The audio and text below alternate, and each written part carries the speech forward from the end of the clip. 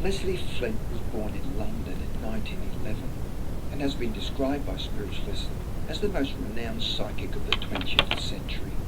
Two researchers, Betty Green and George Woods, worked alongside Flint, where they recorded Leslie Flint's seance communications for over 20 years. The following conversation took place when the deceased man of the name of Mr. Olsen, who was a personal friend of both Betty Green, George Woods and Leslie Flint. Olsen was also interested in spiritualism and healing, and his passing was very sudden. However, in November 1967, he then returned to them in spirit, where he was able to communicate with them using Leslie Flint as the medium, where he describes the afterlife. The researchers started the interview with, "Hello, who's that?" And the spirit of Mr. Olsen replied with, "Good Lord, Olsen here? Oh, Mr. Olsen. Hello." Olsen then said, "How are you both?" "Oh, very well, fine, thank you." They asked Olsen, "How are you getting on?" "Very well. No regrets. I'm very happy. I wouldn't come back if you offered me all the gold in China. I'm perfectly well and perfectly happy.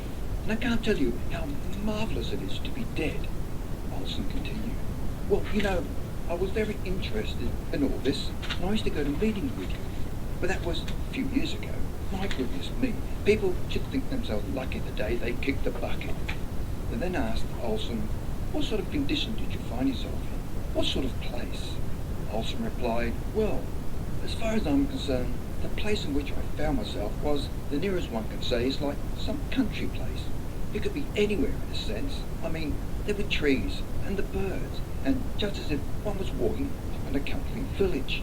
I realised that very soon afterwards, thousands and thousands of people, many, live in what you'd call apartment houses, vast buildings housing thousands of people.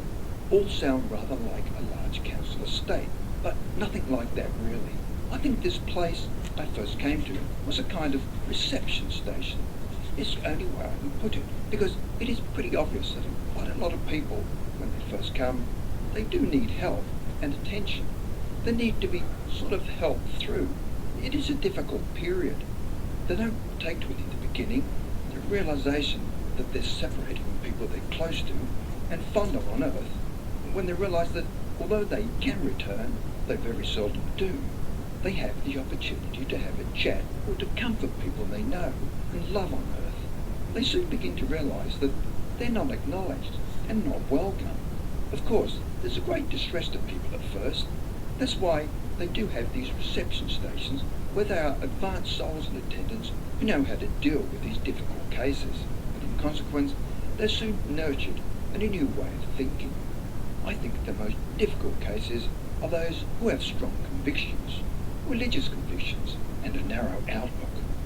Oh, we have community centres, and their children, of course, are one of the greatest joys. I've seen so many children who live with their people over here. Of course, many of them, their parents are still on earth, but they're taken in charge by people related to them, like a grandmother and so on. But if there is no close tolerant relationship, there are always souls here who'll take charge. And we have schools for them, and they learn all sorts of things, many of them more important than they learn at school on earth. Do you know that there are vast cities here, but also you do get communities of people who, because of their nationality when on earth, they have the habit of clinging together or being together. This is usually, of course, a temporary thing with most of them. We have great halls of learning and of music. One can study any particular thing that appeals to one, mostly for an artistic endeavour, because it seems to me, I can realise that much more now, that art and the things of the mind and of the spirit are the things that are the most lasting, obviously. You see, this is a real world, but it's not a material world. Therefore, we don't have the material aspects like you do on earth. You don't get factories, for instance. You don't get railways and stations, and thank God, you don't get all the noise, the filth and the dirt. Here, it is a world of absolute beauty, and there's the joy of progress in everything. The feeling of elation that comes with the realisation that all the time you're stepping forward.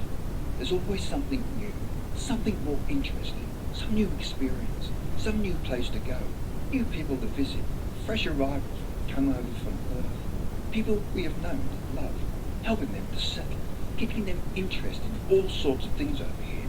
It's not a wishy-washy affair over here. It's not some sort of vague thing. It's a real existence. We are in our own way as physical as you are. Yet, it's not a physical body as you have it. To all outward appearance, it may look the same, but it isn't. The construction is different. I mean, we are living on a vibration that is so far removed from Earth, and everything is rarefied in consequence, and everything that we do has a meaning and a purpose. Your world, to me, seems, well, it is as if there's a dark, dreary, foggy atmosphere. Of course, the thought forces emanating from your world, en masse, are so terrible. There's all this upset, hatred, bitterness, and malice.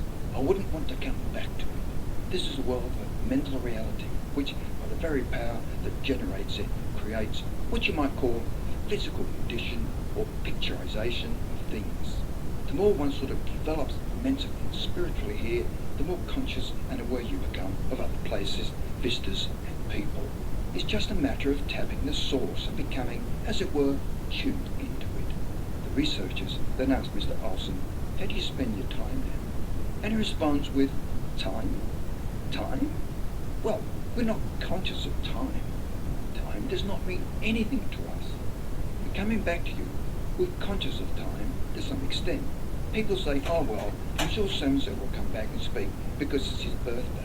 Well, we couldn't care less in a sense about birthdays.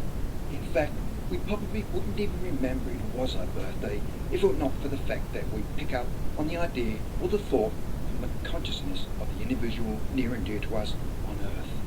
The discussion with Mr. Olsen lasted for half an hour, and then the signal weakened. Well, they had to say goodbye.